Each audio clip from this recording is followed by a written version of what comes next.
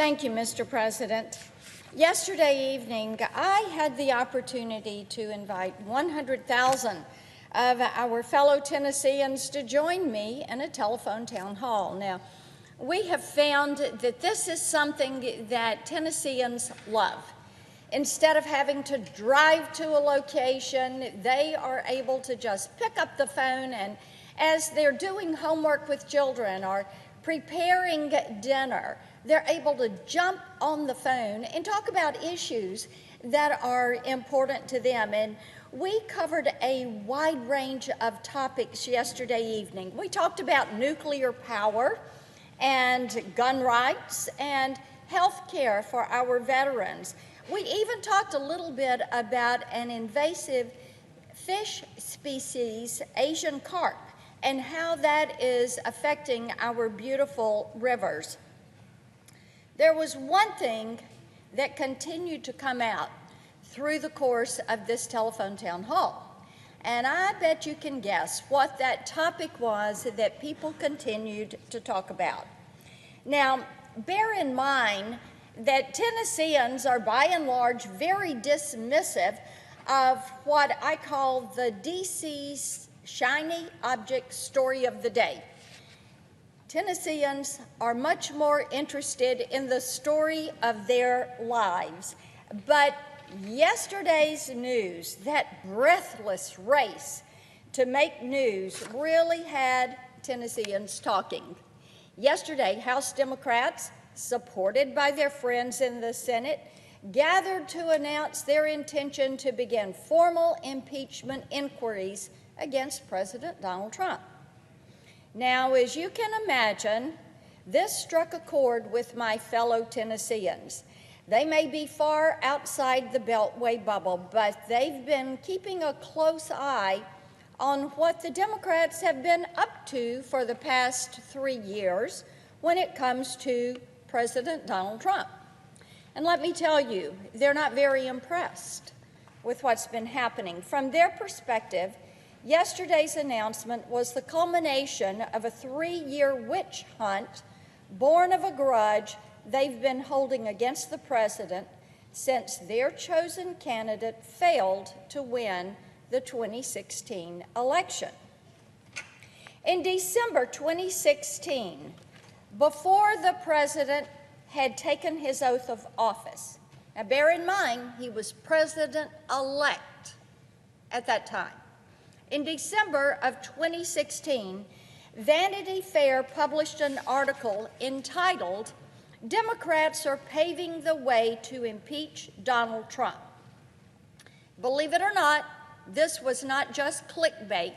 This was a published article in a major magazine in December 2016. The article details a bill that Senate Democrats wanted to use to exploit allegations of conflicts of interest between President-elect Trump's business dealings and President Trump's duties as president. Bear in mind, the bill was tailor-made to transform conflict allegations into impeachable crimes. And bear in mind, this was conceived before President Trump became President Trump. He was still president-elect. He had not been sworn into office. And they were already writing legislation that would move to impeachment. It was the beginning of their mission toward impeachment, even if they had to fabricate the means to get there. And let me tell you, they were determined to make it happen. The proof is in black and white. In 2017, a group of House Democrats failed to muster enough political will within their own party to support a resolution to impeach President Trump. The same effort failed again in 2018, and it failed again in 2019. Their efforts to use the Mueller report to whip the nation into an impeachment frenzy It failed. How frustrating that must have been for a party and a movement that all but promised they'd find a way to impeach the president because they absolutely could not believe he won that election in 2016. It's important to remember and to note the American people chose President Trump and not the Democratic candidate, but that didn't matter. Democrats vowed to take him down anyway. They were going to make him pay a very heavy price by making him the victim of a campaign of personal destruction. And now, conveniently, a year before the election, here they go again.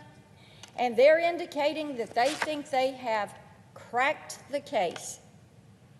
In November 2018, House Speaker Nancy Pelosi gave a statement to the Associated Press saying, and I quote, "We shouldn't impeach the president for political reasons, and we shouldn't not impeach the president for political reasons," end quote. Well, let me tell you, for the West Tennesseans participating in that telephone town hall I mentioned earlier, it was painfully obvious that congressional Democrats had finally given up and embraced politics as usual. They see this for what it is: vitriol, anger, jealousy, spite. They know that President Trump and a Republican-led House and Senate delivered much-needed tax and regulatory relief, which was exactly what the American people wanted and precisely what Tennesseans were telling us. Get government off our back. Get government off our land. Get government out of our pocketbooks. You know, Mr. President, we are a nation built on the rule of law and a nation that believes in adhering to that law. Tennesseans and the American people want fairness, they want equal treatment, they want justice, and they know injustice when they see it. What they do not want is a breathless revenge scheme orchestrated by a political party. I yield the floor and note the absence of a quorum. The clerk will